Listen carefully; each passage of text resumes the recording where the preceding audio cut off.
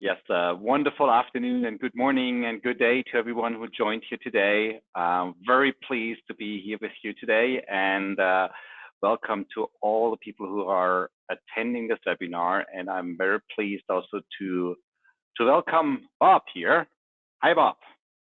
Hello. How are you today? Very good, very good. Good afternoon. Enjoying Wonderful. myself already. Let's get started. Yes, exactly. We got an hour packed full of good stuff, including some free things. So, we've really prepared a while for this webinar. And just note this webinar is recorded. So if you watching this recording, also welcome to you. Also stay tuned. You can also download the things we give away after publishing, basically. But we do start with a short introduction. So, Bob, feel free to go ahead. Okay, so that was an older picture of me before I had a beard, but after I lost my hair. So yeah, I'm Bob Cornelissen. I'm a Microsoft MVP for 13 years now in cloud and data center management and Microsoft Azure. And also I'm the CTO of Topcore and related companies in the Innovize brand as well. And I love dogs as well as IT. And my specialties are the management and monitoring of systems in the broader sense, and also infrastructure and AI in the more business sense.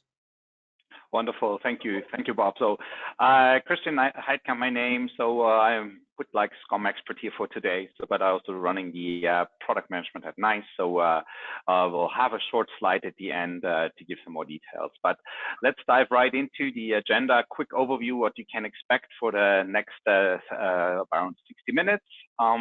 We'll basically start with I said to Bob, it's a bit of the elephant in the room is like talking about not only SCOM but like what is the market about, like, and where does SCOM fit in, also with the strategy for Microsoft. So we start basically at a very high level at that. And then we go further a bit into the SCOM part, like that the present parts in the future.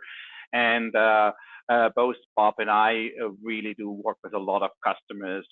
NICE is way over 100 customers, like, and we know their environment, through the business we're doing with the management pack. So what phases they go through when they're use SCOM, when they're not using SCOM, when they upgrade, when they don't upgrade. So we'll let flow that experience into this webinar here as we go. And well, probably the biggest item here is like the migration, how to get to Microsoft SCOM 2025 seamlessly, no matter what version you have, right, Bob? So even if you have the old custom, we can show you like older versions where you have SCOM 2012 or later, how you get basically to the latest and greatest. All right, so that would be the agenda, and I'll do a quick start on that part. So if you look from a more like an IT management perspective, like CIO perspective, like Gartner Magic Quadrants are basically the go-to place where they look what's in the market. And so I thought I put that in here just to give like an overview where we are standing in observability platform. And obviously it's arguable if you're more like an IT operational tool with SCOM, or if you really like an observability platform here. But we see like players in the market here in the Magic Quadrant. Some you might have heard when you're familiar, but what I can say is that we have working with quite a lot of them.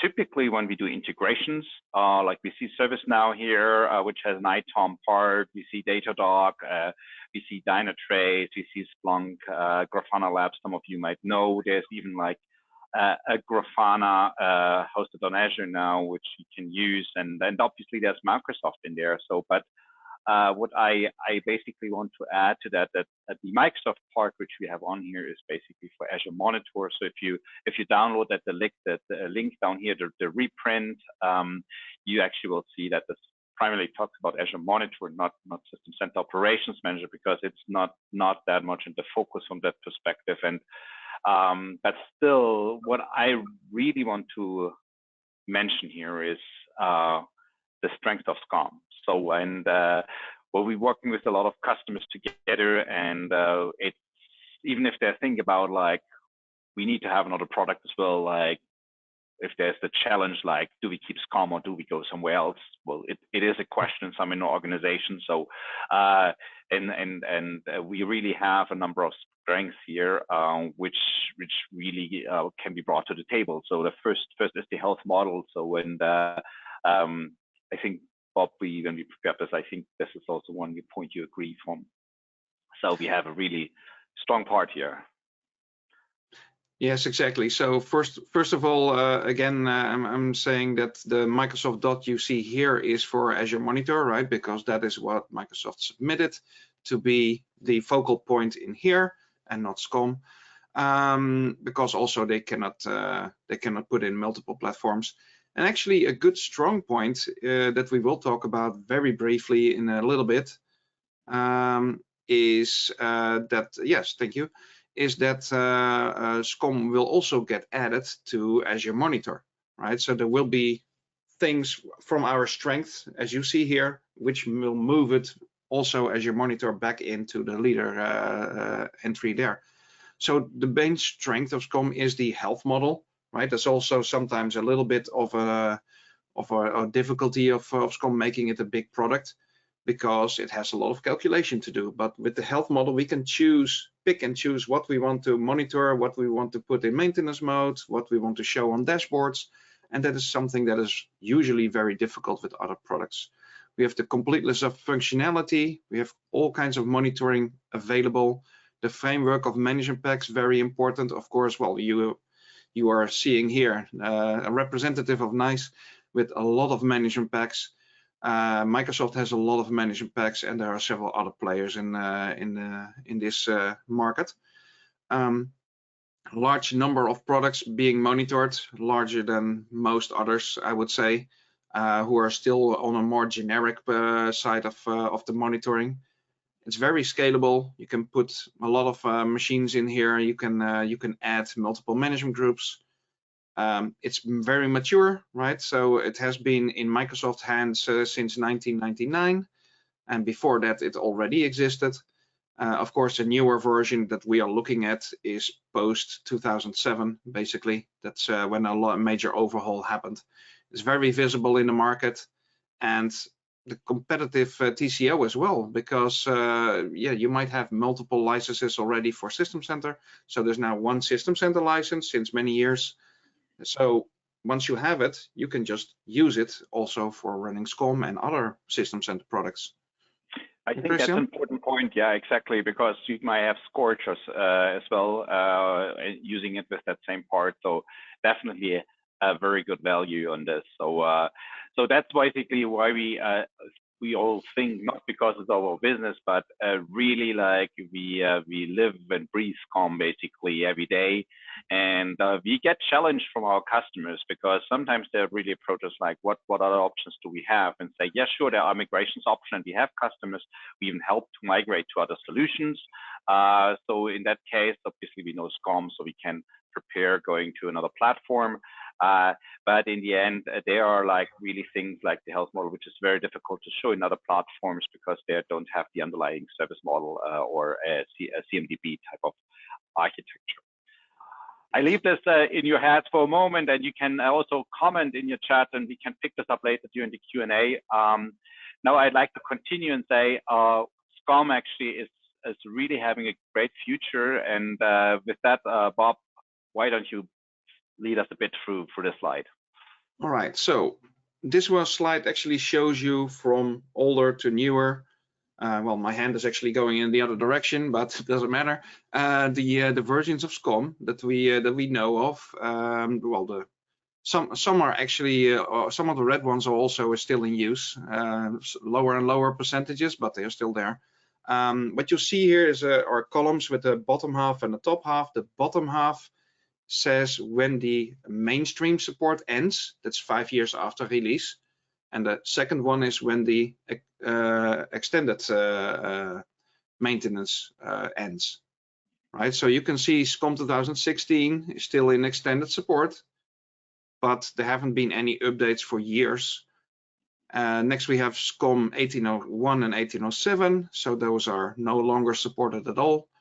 And SCOM 2019 is now in extended support since, what was it, March last year.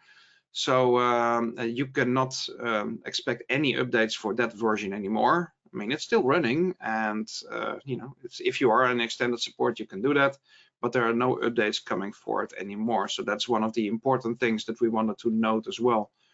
And we have SCOM 2022 with still a few years of mainstream support and extended support to go. So it's what we say is the current version, or one of the two current versions. Then we have SCOM MI in the cloud. So that's a SCOM version type in the cloud running in Azure Monitor with some changes. We can talk about that in a different time. And we have SCOM 2025, which has been released since November 2024, so a few months ago. And of course, that is also now a current version with a lot of mainstream support and extended support to go. Great, thank you, Bob, for running through that. So obviously now the quick question is like, what do you use, right? You have your installed base. So, and what is the SCOM community as such? Like, if you have all deployments out there, what does the picture look like? And for that, actually, we have a next slide where we actually took a bit over 100 customers that reported basically their SCOM version. And so let's have a look at that. Mm-hmm. So here we are. So this is the current distribution. That's from June last year. So there wasn't any SCOM 2025 out there. So this one down here, I'm sure the number is missing. So, but there is basically this is 2019. This is yes. 2019. The big one, blue one, is 2019, right?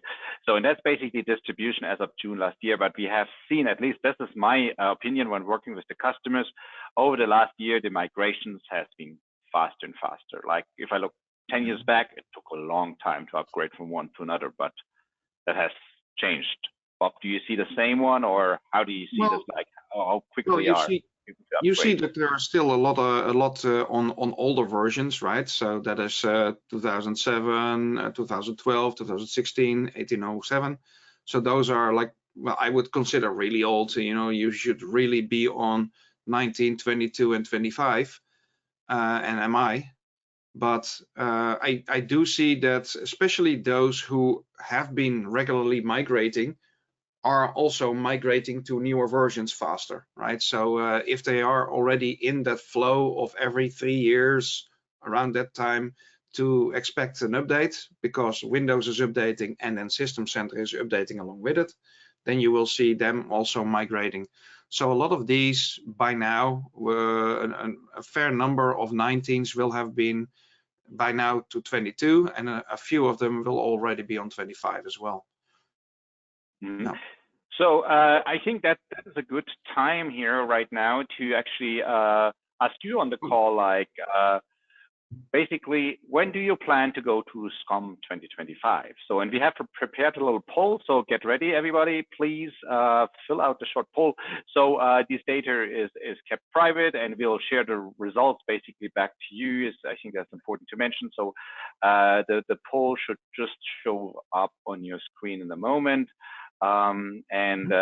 Once you see it, I think you can start and vote for this. So, and as I said, we'll actually sharing this result in a moment back. So you can, we had a very strong registration for this webinar. We have many people on here, so I expect like get a good feedback here. So as you can see, we have like either this year, 2 years, 3 years, or more, or maybe never. So it might also be the case that you have like a plan to go to different products. You might go over this. So I'll give a few more seconds so we get like a lot of votes already. Like 70% of the people on this webinar already voted. So I'm closing the poll now, and I'm going to share the results back.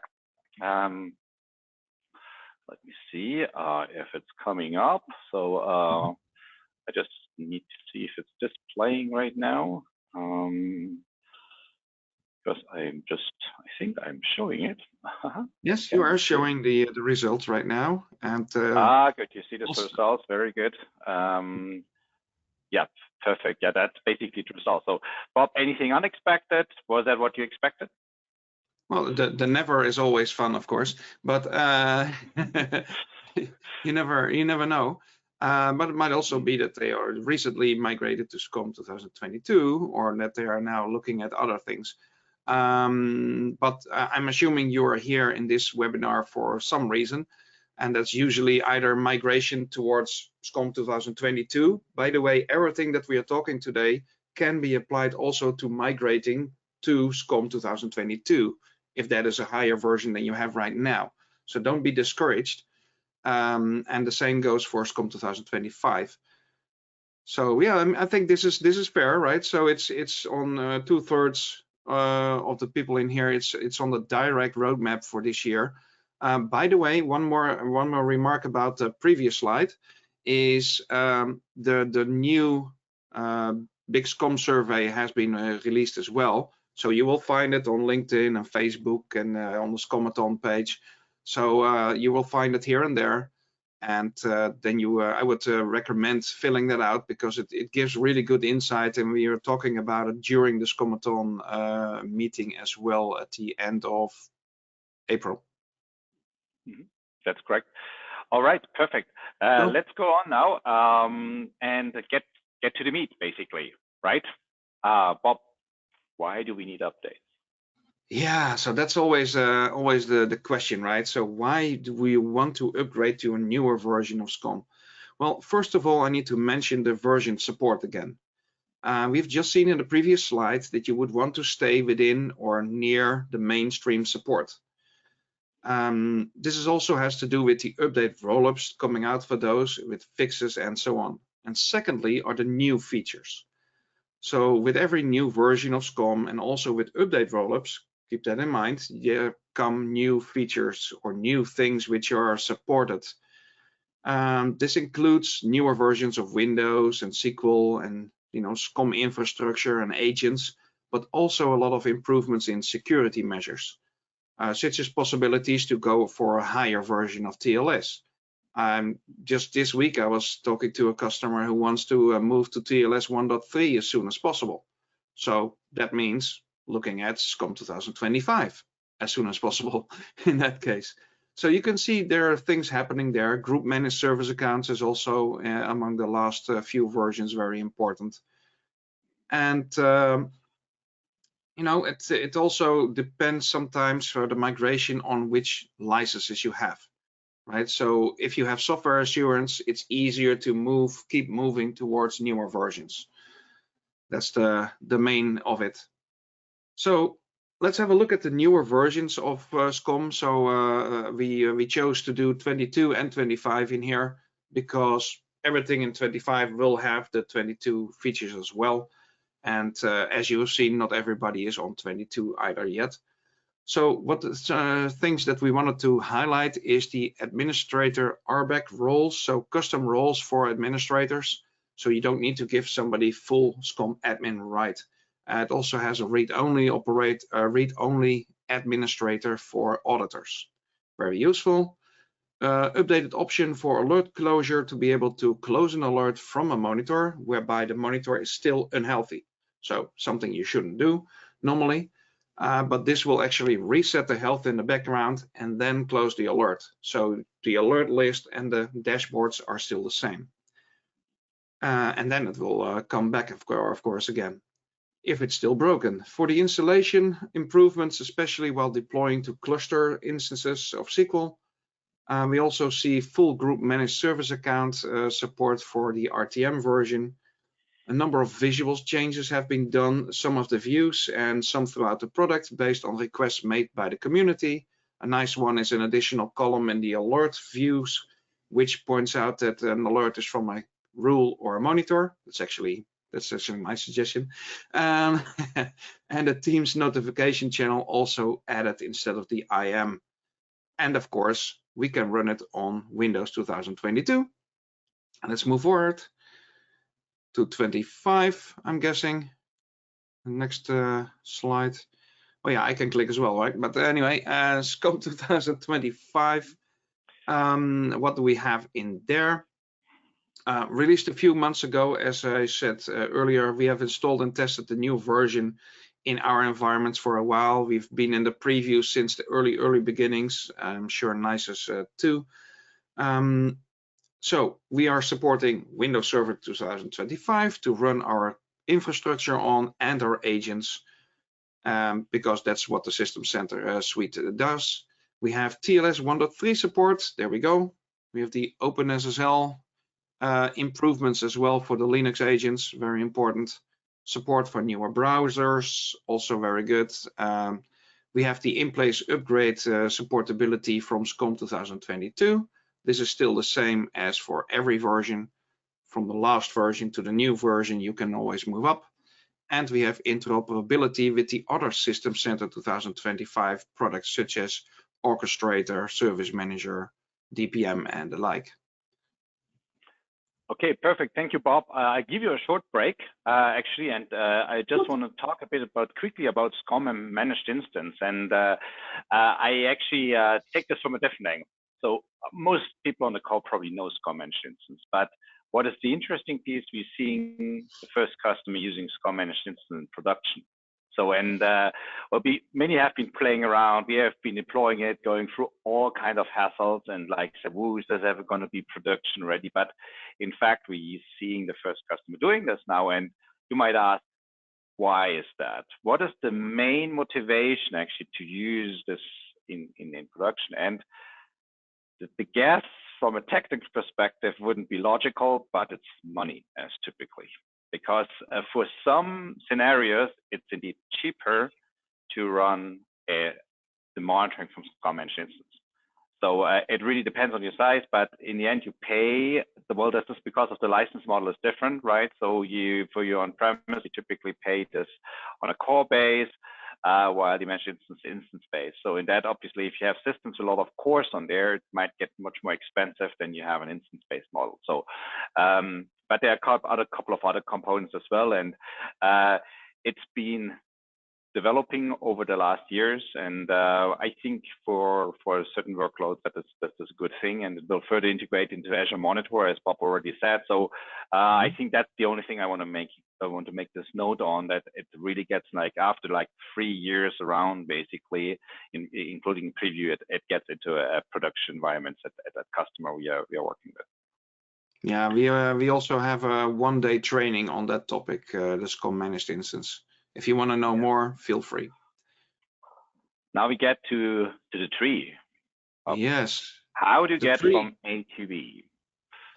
Exactly. So we are looking here in the middle at the SCOM versions and how you can upgrade from one version to the next version. And as you can see, you can only upgrade for an in-place upgrade directly one version up. You cannot jump up over. So these are for in-place upgrades where you just have the CD, well, virtual one. You put it in. You just want to click enter, enter, enter, enter, and upgrade it. So that's only possible for one version up. Now, what you need to remember is that SCOM doesn't live alone, right? So SCOM lives on Windows and SQL. So if you look here at the Windows versions that SCOM supports, let's take SCOM 2016, right? So you might be on a Windows Server 2012. Well, if you are on a Windows Server 2012, you cannot move directly to SCOM 2019 right above that. Where's the mouse here? So SCOM 2019 only supports Windows 16 and 19, right? But if you were here on Windows 2016 and with SCOM 2016, you can move up. And the same goes for all of these as well. And what is surprising is that SCOM 2025 now actually supports 3 versions of Windows. So that actually makes it a little bit easier also for the migrations. Now, the Windows part is not the only part you have to look at. We also have to look at the SQL part of this. So for SQL, you can see the same happening. Each version of SCOM supports regularly 2 or 3 versions of SQL. And again, also the last version, SCOM 2025, supports 3 versions of SQL. And that is also because the newer version of SQL hasn't been released yet. So I expect there will be a SQL 2025 somewhere in the future. And then they hope that it will be supported as well. Of course, it needs to be released first, then tested, and then they can say something about it. But you can, well, expect it to be there at some point. So it is very important for your thinking about how we are going to upgrade, because you might want to do an in-place upgrade, but it might not be possible, or it might become more difficult. So that is something that we will talk about also in this session. What are different ways of upgrading and how can you make a decision? So this is one of the decisions. If you are on the right version set, let's say you are on SCOM 2022 right now, on Windows 2022 and SQL 2022, then you are on the latest set of 22, then you can easily move up your SCOM because it still supported the Windows and SQL versions. So that is the very important part of the story as well. Let's move on. Wonderful. Okay, good. So before you start, we want to do something called like an inventory. So because you need to know what you have and also make sure that what you have is in a healthy state. Because if you start at a problematic state and do an in-place upgrade, the likelihood that you end up at a problematic state is quite high.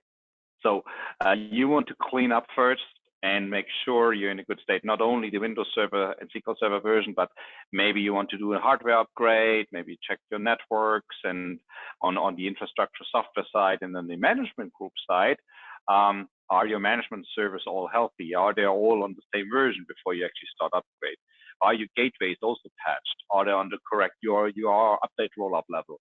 And your Windows agents. What I often see, and also probably Bob, you also know when you do health checks, that we have like more like a colorful flower set of agent versions out there than like a uniform agent rolled out across the environment. So that is either to Windows or non-Windows agents. And sometimes we have old Linux agents lying around, and then you go in place upgrades and suddenly that stops working because you forgot that that Linux agent version isn't compatible anymore with the future SCOM version. So so that's very much key to that. And maybe before I get to the last point, management pack SCOM, Bob, do you want to add anything to that? Yes, for sure. So when we are making the decisions of which way we are going for migration or in-place upgrade or even a swap migration or swing migration, we have to also look at how healthy your system is, like you were saying, but we are also looking at SQL settings, registry settings on the management servers, any entries, any problems. There might be currently problems or slowdowns or performance issues, configuration issues, which will prevent you moving forward to a new SCOM in place, right? Just by putting the CD in and going enter, enter, enter. So, and that is very important for us to do. We are doing this using our SCOM health check. So we are also using it for an inventory and a health check, and we will also run it after the migration.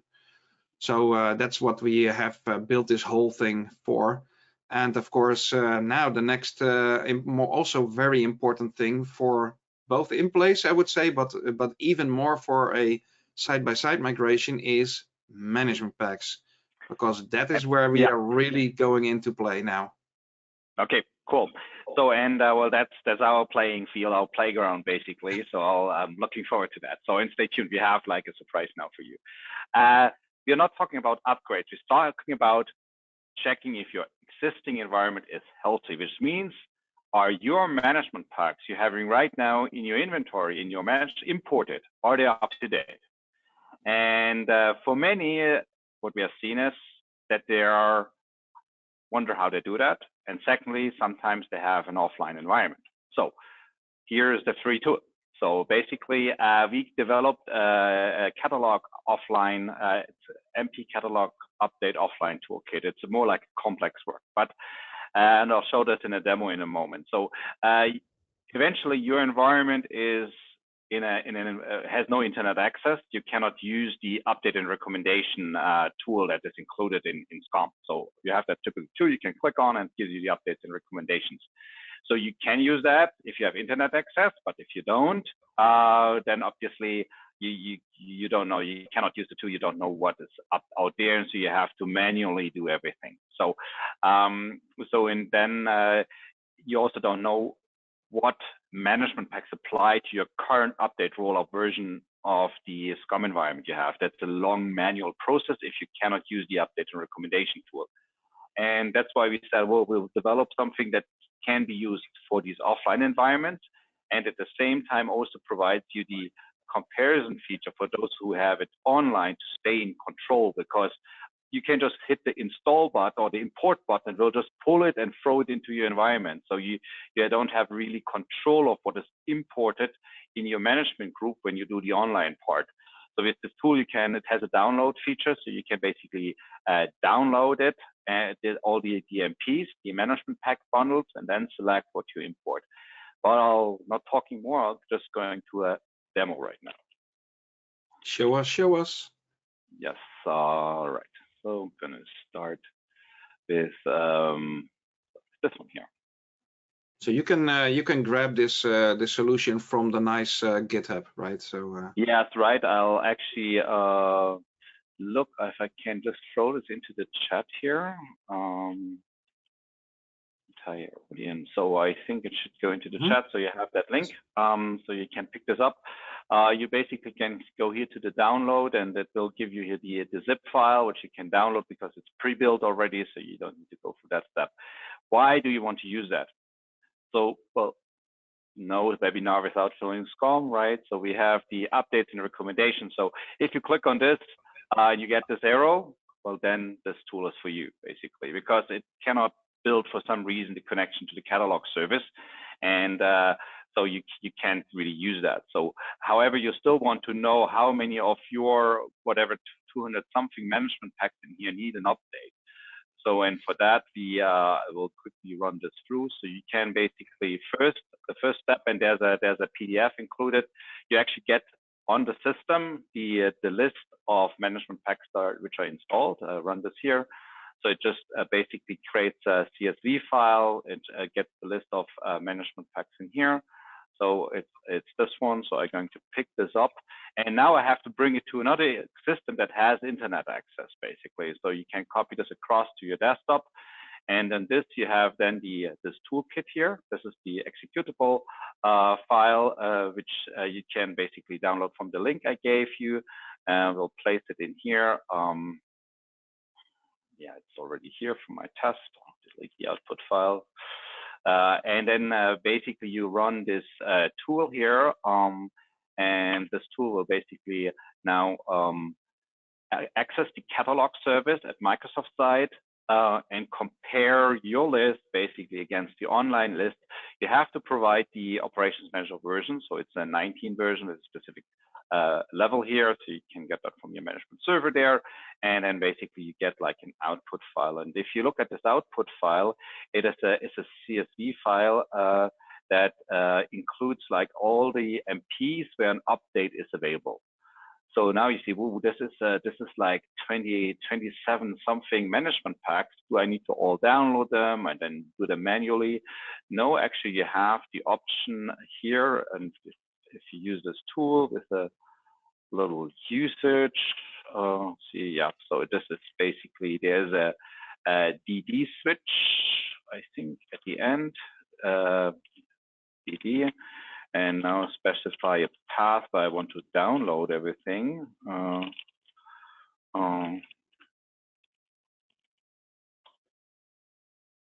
So now it basically downloads all the management packs that you will need to update in your existing environment, and it's temp and it MP download. Here it is. So there they are. So now you can basically take them. These are the management packs that are perfectly suitable for this environment. You can now transfer them across again and import them into your environment. And you can do this with a stage approach, and you can test them, so you can exactly control what it is. So very useful in that's many organizations where the internet is disabled from management servers. So that happens regularly, right? What we ran into as well. Yeah, exactly. So great. If you have questions, you put them free in the Q&A area. I can answer them later.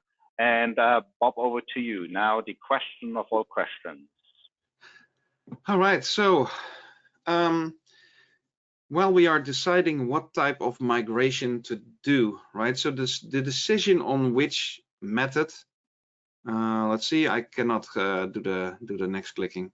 Oh, I can do actually. It looks like I can.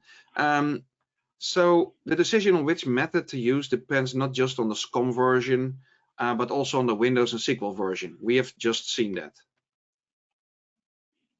If there are too many upgrades for these three products involved, usually then there's a larger chance of messing things up. But also there will be many steps involved in moving forward. So you first need to update your Windows, then your SQL, then your SCOM, and then maybe again the Windows, and then SQL, and then SCOM. There's too many steps there, and also risks of carrying forward problems. So that is again why we are doing a health check first. If there are any problems, you don't want to carry them forward by in-place upgrading. So either you can clean them and then do in-place upgrades or move forward. And otherwise, we do a side-by-side. So if there are too many steps, we might go for a side-by-side. So when you are going for a side-by-side, I want to go the other direction. Yes, I have a tip for that as well on how to move forward. It's actually in one of the upcoming slides later on, to swing it past a test environment and then moving it into a new production environment.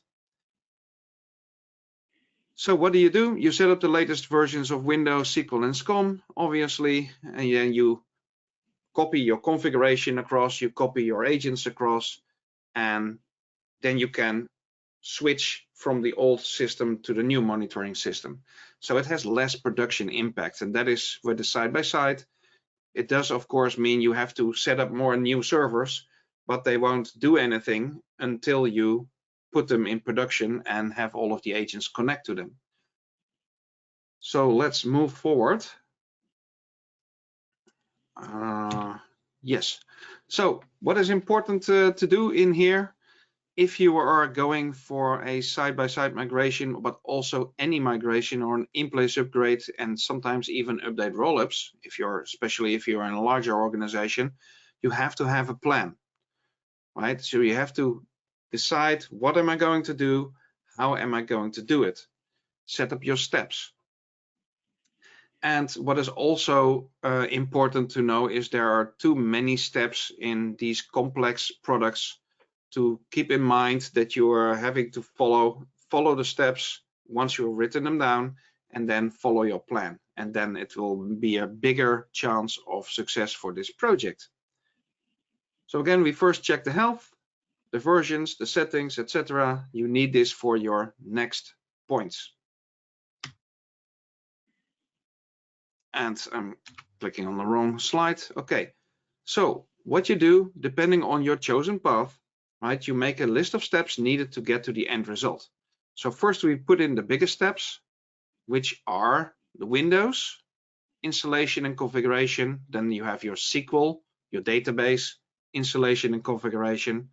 And next we move into your SCOM. So we have a number of main steps to do installations of SCOM. So your management servers, your databases, your gateways, etc., etc. So you follow that line. But usually those main steps are too, how do you say it, too coarse, too general to follow the steps along. So what you do is you give that a little bit more thought and put in some details, some more detailed steps, so you know what you're doing at what stage of the story.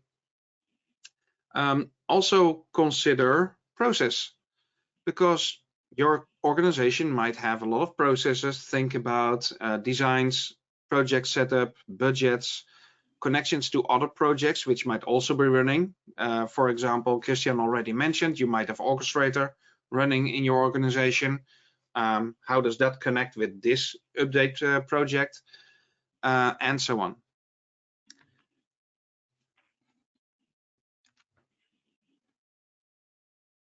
So let's put in the steps in logical order. Granted, some will also run simultaneously. So for each step, we determine how much time that this costs to run. How much time does it also take to get it done? Next, we are going to check who is going to do these steps. So it can be the SCOM admin only, but usually it also involves a DBA, somebody from the Active Directory or server team, somebody from the networking and security team. Think about firewall exclusions, all of these kind of things, port forwarding. It might also consider an external consultant.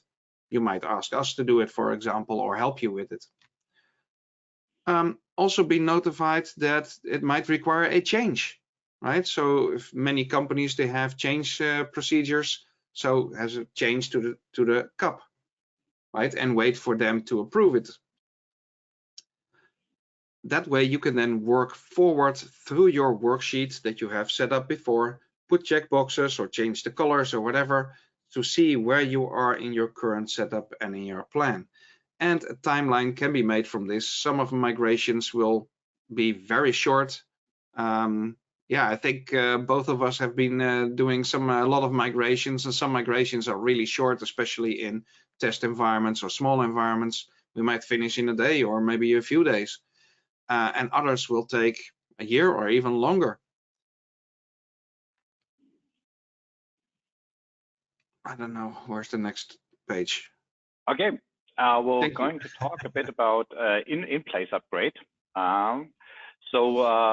Let's go over to this here. And at the same time, there was a question asked that I can feed in here at the same time, Bob, which is like, what is your experience with in-place upgrade of the Windows OS of a SCOM server, which is like one of the points? Well, it's with everything basically, right? So with any Windows server, there is obviously a method of putting in the CD again, or the virtual CD, and say I want to in place upgrade my operating system. Now, there are no guarantees in that story, right? So it'll either work or it will not work. Of course, make sure you have backups and everything. So yes, you can try and do that. Keep in mind that obviously you have to still be in support for the version of SCOM that you're running. So if you are currently running on the one below the SCOM level and you can still run it, and now you want to move on the same level, that is possible. And it should be possible and it should work. However, there are no guarantees. We actually have a different methodology for that, which I will explain about 3 slides from now as well. Okay, let's continue and then we'll circle back to that question in a bit. Yes.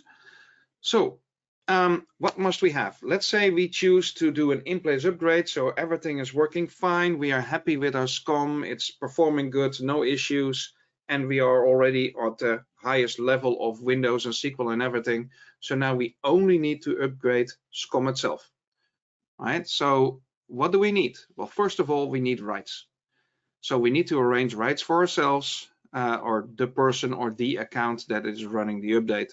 So as you can see, we need to have Windows admin rights on the management server, the SQL web and reporting servers, and of course, if we're doing gateways, also there later on. We need to be a SCOM administrator, and that account also needs to be sysadmin in SQL, because we are touching both of the SCOM databases, but also the master database and the MSDB database. Right, so that is why we need that right temporarily, right? So only for this action, for the upgrade action itself. Let's see if I can move this along. I can't. All right, so maybe I can. So for an in-place upgrade, there are a few steps generally that you do need to start, such as making sure you have plenty of space in the SCOM database at 50%. And the transaction log file is bigger than normal. So this is because of the amount of data going through it at the time of upgrading. You need to remove agents from pending management. Next, we disable all of the notifications subscriptions. We disable the connectors to other products. So these two are basically to say, hey, we are generating probably some alerts while doing this. So we don't want it to spread all over our emails and ticketing systems, right? Next, we disable the IIS web console site in IIS. And we clean the ETL table with a script, because these tables can sometimes be small and sometimes very large. Just in case it's a very large table, it's a temporary table, yeah, then we want to clean it beforehand. The script is there on the Microsoft website in the documentation. The documentation is actually quite good. So you will find that there all of the steps that you need to do. Next, what we do, we have everything prepared. Let's get started. We put in the CD, but wait, what we will first do is we will restart our root management server emulator. So the first management server that is there, like I said, all management servers are created equal, but one is a little bit more equal than the others. That's the root management server emulator. So we just restart that one. The reason why we restart it is because, especially in larger environments, the monitoring host.exe can sometimes become frozen in a state and it will not shut down. So that means your setup will also not be able to shut it down. Well, reboot will take care of that. Next, we stop all of the SCOM related services on the other management servers. We will start the SCOM installation wizard on the root management server emulator. And please do not start the SCOM installation wizard on any of the other management servers. Now, I have seen 2 or 3 customers tell me, well, I can start up, my wizard, and I can click all the way till the end, except for the button finish, or go, or whatever the last button is. No, because that wizard already touches the database. So please stay away from all of the other servers. Do one by one, go through it one by one. Okay, so that will bring you, forward. Of course, you do your management servers, your gateways, your reporting, your web, your consoles, and your agents. So the regular steps that you also do with update rollups is exactly the same story in this, of course, until you reach, well, basically the end of your migration. And then once you are done, you will start up all of the other things that you just disabled, such as the notifications, the connectors, all of those things. So what is another method? Because we also get asked that very regularly. So you can say, well, I want to in-place upgrade on this existing server within my existing management group. That is what we were just talking about. Or we do a complete new setup on new servers somewhere else, a different management group, and later on we just move the configuration across. Some people also ask, is it possible to combine these two things? Yes, it's also possible. So what you could do is you can add new management servers into your existing management group. So go for the highest Windows version that is supported for your current SCOM version, let's say SCOM 2019, right? Put in Windows 2019, put SCOM 2019 on it, add those management servers, and then start moving the functionality from your existing old management servers over to the new ones until you can remove the older servers which are maybe running on Windows 2016. And that will then swap or swing them across within your current management group, but still on the same SCOM version. You can do the same thing for SQL. Basically, you could set up a new SQL cluster, move the databases across, and then you can move forward. And then you can do your in-place upgrade because you have your Windows and SQL and SCOM all prepared on the latest version, and then you do your in-place upgrade on the new management servers. So that is still also a type of in-place upgrade, but by using new machines in your existing environment. Right, Christian? Yeah, exactly. So, and I probably can add later. I have some customer use cases in a moment, so I'm going to comment on this a bit. So let's go through because we only have 10 minutes left. Yes. So a couple of slides. So, yeah, the next thing is, of course, what if we do a side-by-side migration, right? So the story is not that difficult. You build a new infrastructure. You put in Windows, you put in SQL, you put in SCOM, you put in all of the other SCOM components, right? So that is the basic step. Next, you take your plan. You can go to the next slide, Chris. When the SCOM infrastructure has been set up, you're looking at your migration between the two environments. You have your list of steps. This is just a wild example, but you can see different components, different management packs. Download your latest versions of the management packs from the NICE portal, for example, and the Microsoft portals. Set up your third parties, connectors, user roles, your web watchers, set up your notifications, make sure everything works, and maybe also at some point move across.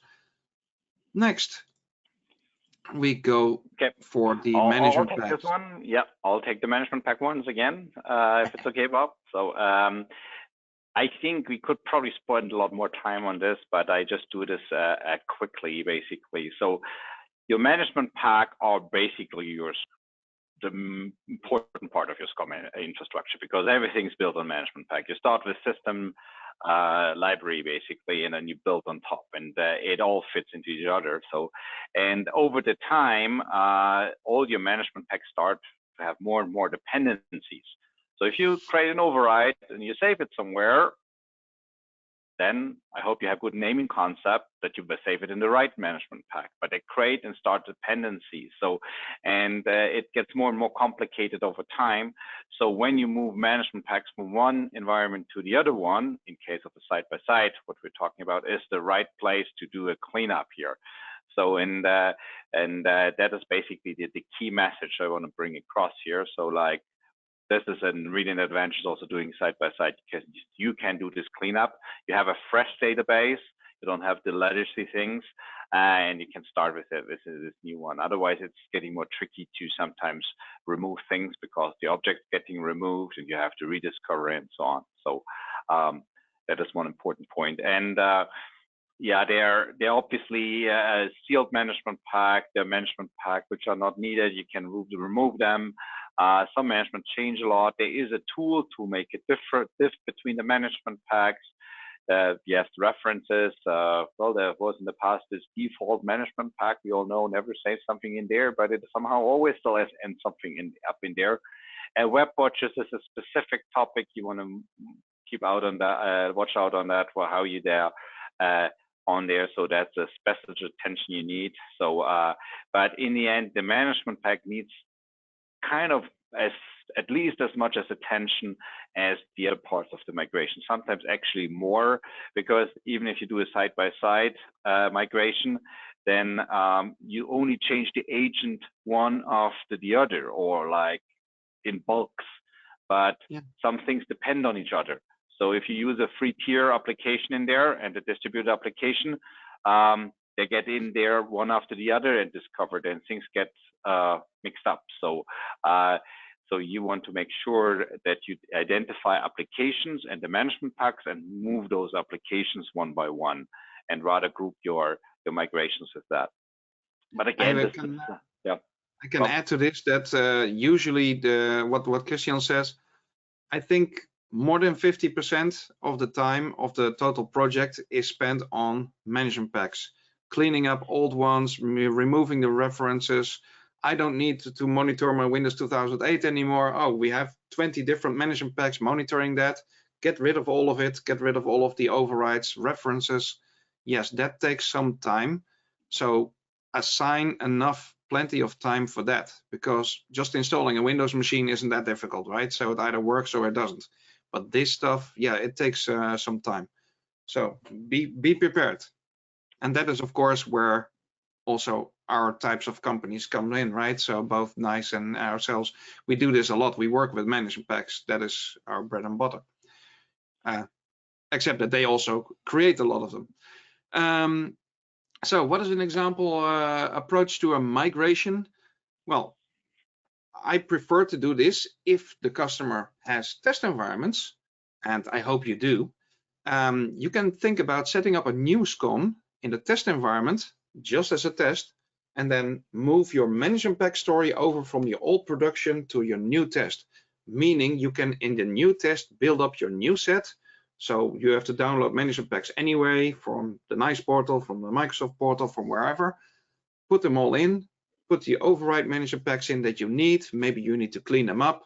Once you have your set completed, you can go to the next step, which is then to move it from your new test environment to your new production environment. There we go. So, because then you have in the middle, you have your clean set, and then you can just take all of them and put them in your new production without any worries. So that is one of the tricks that we use. Now, the point here is also, are we using tooling for this? Well, yes, definitely, right?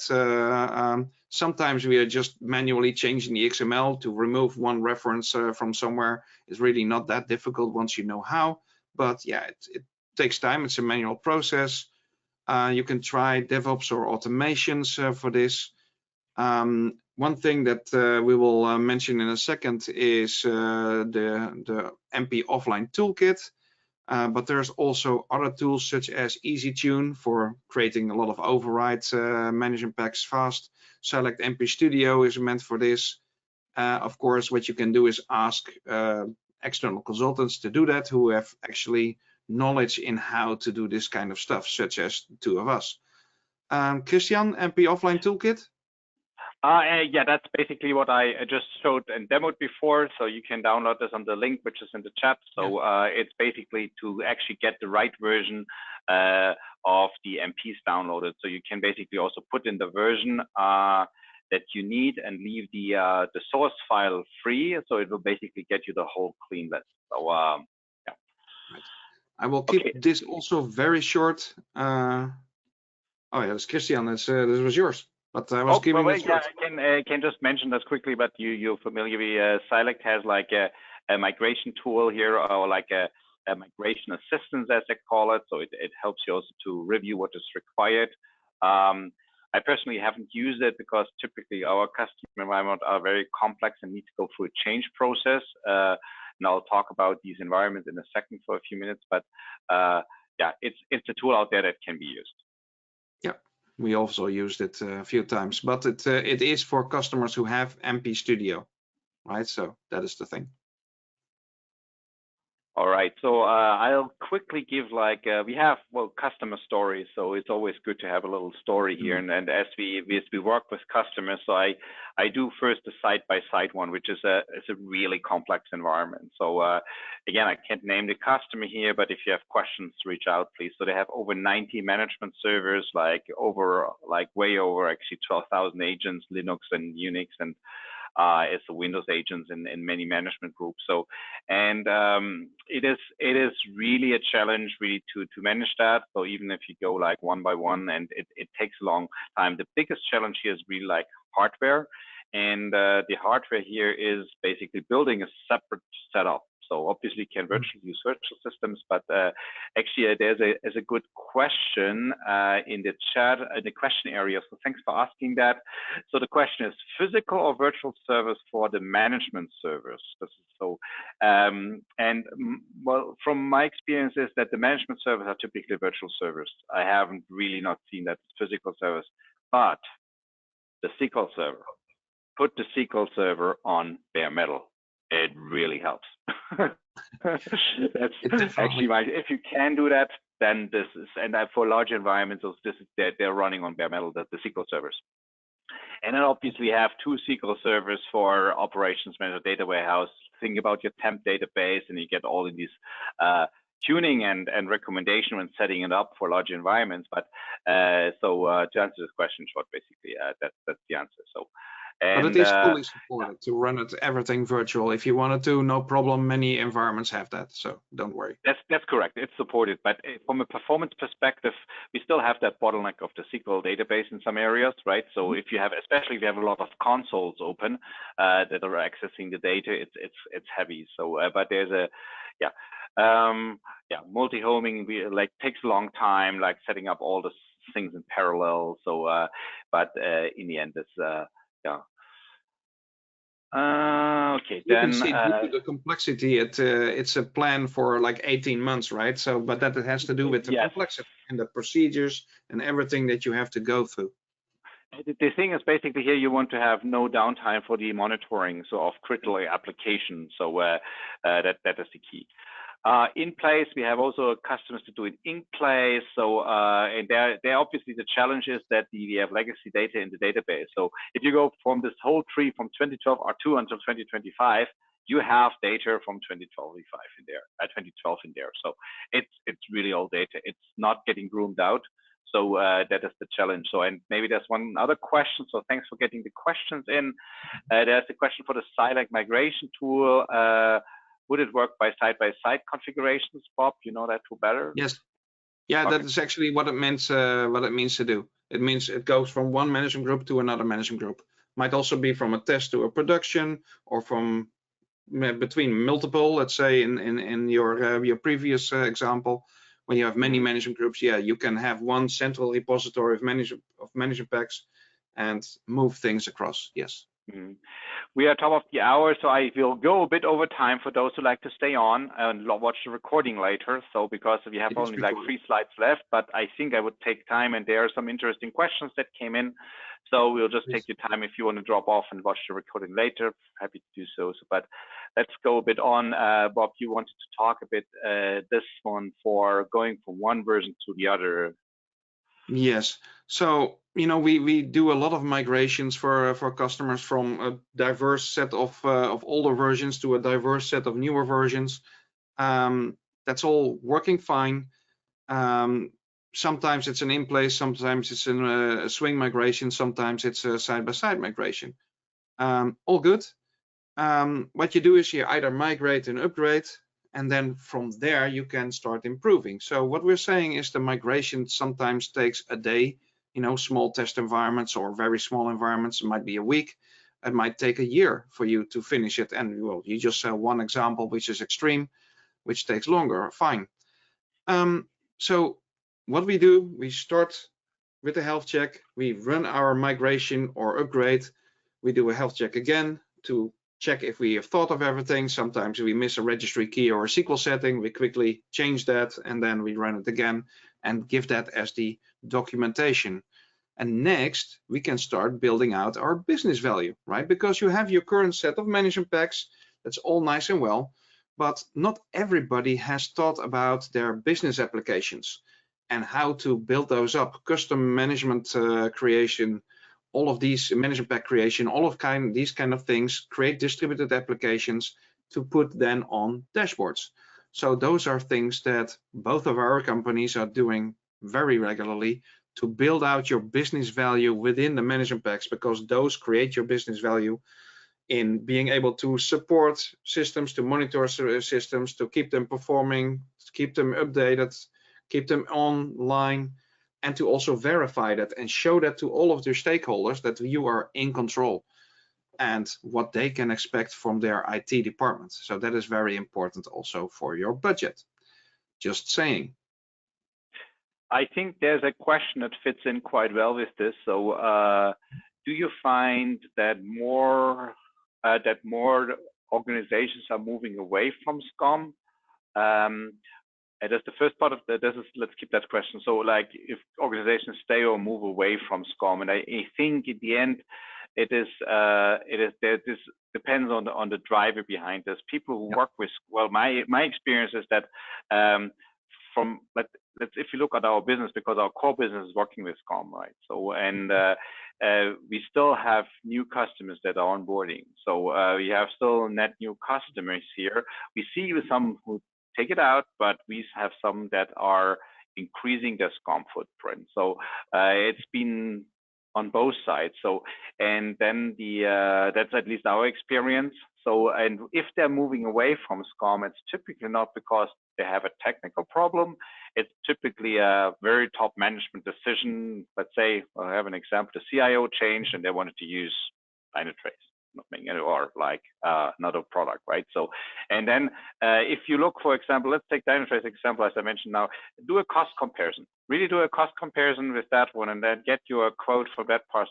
These other solutions are not cheap, like in comparison to System Center, or Splunk is another one. So, but it's really like it doesn't get you more for the bang for the buck, as you said, basically, than SCOM does. So, and there's another question.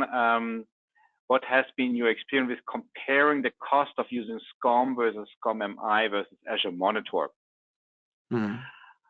Well, I can also take that quickly and then leave Bob also comment on that one. So, and I'll put the next slide up while we are answering that. So the cost of SCOM versus SCOM MI is it depends. Well, it depends really, and there's a cost estimation tool in, I think it ships with SCOM 2022 already, and 2025 it's updated. So you have this cost estimation tool which estimates your infrastructure and then does a calculation how much you would save moving to SCOM MI.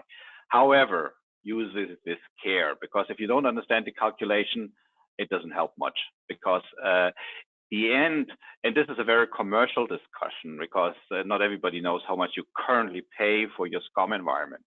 And because you typically own license for that, you don't get refunded if you move somewhere else, or you just pay software assurance at this point. While the SCOM MI is only like subscription based. So, but the thing you can remember, count your cores and your instances. The higher the ratio of the number of cores versus the number of instances. So if you have many big machines, it's cheaper to use SCOM MI. So if you have like 64 core systems, it would be way cheaper to run it on SCOM MI. And Azure Monitor, well, it's Azure Monitor is not SCOM, right? In that sense. So, Bob, do you want to take that one? Cost comparison, SCOM MI versus Azure Monitor. Yeah, well, actually the point is it's not two different things. SCOM MI is an ability of Azure Monitor now. It didn't used to be. Of course, you know, you had SCOM, you had Azure Monitor, but now we have SCOM MI moving into Azure Monitor. So it's a part of it. It also depends on what you are monitoring, right? So if you're monitoring a full Windows computer, or if you just want to deploy in the cloud a lot of, you know, cloudy things, I would say, that's actually why you go to the cloud. You don't want to have a full machine. You only want to have a database or a website or something else. And you cannot monitor that using an agent because you have no access to the operating system. So those are kind of differences there. I think Azure Monitor has a lot of possibilities, especially when monitoring anything cloud related. And you will see that, especially now with SCOM MI delivering more data, right? So SCOM MI is better at reaching data due to its management packs. Again, that's all of the stuff that you are monitoring, that Microsoft has, that NICE has. All of those management packs are working. And then you grab more data, and then you can actually move that into Azure Monitor and use KQL to do all of your dashboarding, reporting, trending. Those are in upcoming webinars that we are going to do. Maybe that's a good point, because how future-proof is SCOM, right? So, and we have a roadmap here for 5 + 5 extended years. You mentioned that this is another topic. There's SCOMathon coming up, so make sure you sign up for that. So we'll have sessions on there on all kind of different topics. So, and Microsoft is going to have a session there. So, yeah. For me, it's like really a solid solution. And there's another question in there, which I throw in here. To your knowledge, is Microsoft still committing to keep on developing on-premise SCOM version, or are there signals that Microsoft will want to push SCOM customers to the cloud?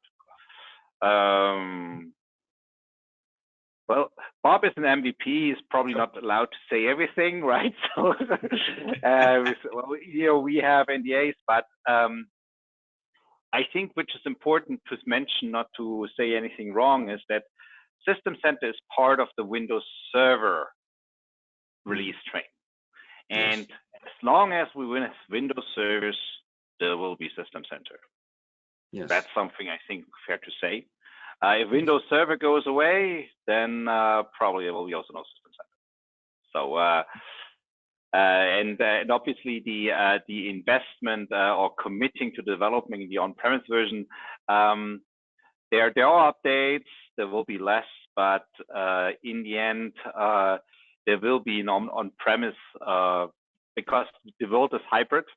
That's what we see, and it will not be the cloud, except of some customer clients, but it is hybrid, and they always need to have a hybrid story. So we see that there is something with Azure Arc, which integrates into SCOM and also other products like the Virtual Machine Manager integration that is there, that's been released. So there are integrations, and it's probably leading too far to go into that detail, but we have a session coming up in March from NICE where we talk about the integrations of the different System Center products and how they develop over time. Yeah, make sure to sign up for that. Of course, you can take a wild guess, of course, but you know that first of all, it's around, it's being developed, it's being updated, going along with Windows and everything, like Christian is saying. They just made a new release, right? SCOM 2025, so it's fresh, so it still has 10 years of support going ahead, and they will have to do that. But for the last, 7-8 years, you can of course guess that there are more developers sitting on the cloudy side than on the on-prem side of the business of Microsoft. And of course, that reflects also in their numbers, in the money that they make, let's be honest. And the same goes now if you say, oh, AI, of course, everything is jumping onto AI now instead of cloud and security and data. They stay as the most important parts of the whole story. But AI is using the cloud, but the cloud needs data. And the data can come from everywhere, including hybrid and on-prem. So that brings us again to the availability of on-premises and Azure Cloud for SCOM and SCOM-MI. Yeah, I think with that, I think it's a good closure. So you have the option to have this in the cloud with Azure Monitor, and there will be more connections. So which really brings you like the future-proof part of that. I wanted to mention something regarding the previous slide. Might be interesting as well. These are some of the services that we provide and that NICE provides, right? So we do the health check, we do have migration consultancy, we do trainings, SCOM, but also SCOM-MI, that's a whole day. Migration workshop just released. So this story for today, we have to keep it within an hour, as we usually have to, also at SCOMathon in 40 minutes sometimes. We actually have a whole day of a migration workshop. And of course, we do all of the other things as well. And well, NICE, obviously, there will be another slide at the end. I just wanted to mention how many management packs they have and how long they have been working in this in the community. And I think that is very important because it's one of the strengths. And we actually, as you can see, these services on both sides of the slide, they augment each other, they make each other stronger. And that's why we have also been partners between each other for many years, partnering also on customers, on these kind of webinars, on extending the knowledge. And I think that is making all of us stronger as well. So don't hesitate to contact and make use of the combined strength of each. Okay, thanks. Still questions are coming in, Rob, so I'm going to take this as a last question and then we close this. So will MPs in the future still be compatible between SCOM and SCOM-MI? But we don't know what the future will bring. First, to add this as a disclaimer, and then again, it depends if your management pack have components that install on the management server. There's a less likelihood that they're going to be compatible than if they're completely running in the health agent, basically in the agent if they are based on the managed modules. Because as long as that, if you have sometimes management pack that requires some installation on a management server, and that obviously, well, the service might be recycled or restarted because they are kind of managed in the managed instance. So that's the thing where sometimes the compatibility breaks. Yes. We haven't seen it until this point, but that could be. But I think the management packs, well, in the end, the SCOM MI is just a SCOM 2025 deployment at this point. So there is, I see still for some good time of the future to be compatible. So it's a SCOM 2022 to be exact. Okay. But that it'll change. But actually, it doesn't matter anymore. That's the whole point, right? It's managed. They take care of all of the updates and everything on the back end. But what is important is that they will move towards you not being able to log into your management server because it's a managed service. It doesn't belong anymore to you or to your domain. It just sits there. So if it means installing something on that machine, it becomes more and more difficult unless you have like some post-run scripts and stuff that you can run. There are some possibilities there, but like Christian is saying, so those kind of management packs are more difficult. Also, cross-platform monitoring, network monitoring things, parts of SCOM such as ACS, AEM, APM, they are different in the cloud, right? So they are mostly not working in SCOM. They are not supported. They are not running there. Reporting is taken out, but there are other solutions coming into place. But most importantly, I would say it's built for the Microsoft stack, right? So it's built for the Windows Server stack and what is running on top of that. And if that is in native management packs, usually that will work. Okay, great.